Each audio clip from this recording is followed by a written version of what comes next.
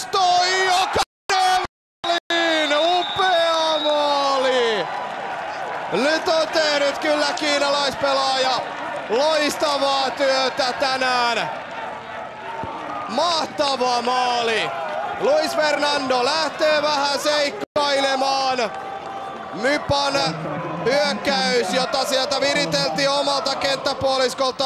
Viikinkien linja oli niin ylhäällä. Ja kuinka hallittu nosto. Luis Fernando taisi jo tuossa vaiheessa, ennen kuin pää edes oli kääntynyt, tietää mitä tapahtuu. Takakulmaa kopsahtaa. Kerrassaan mahtava nosto Gaulta. 2 maalia tänään. Ja jokohan on joissakin paikoissa jopa arvosteltu Gaon avauskokoonpanon paikkaa. Muutenkin näiden 2 maalin lisäksi mies pelannut tänään hienosti. Näillä näytöillä kyllä avauspaikan luulisi jatkossakin tulee.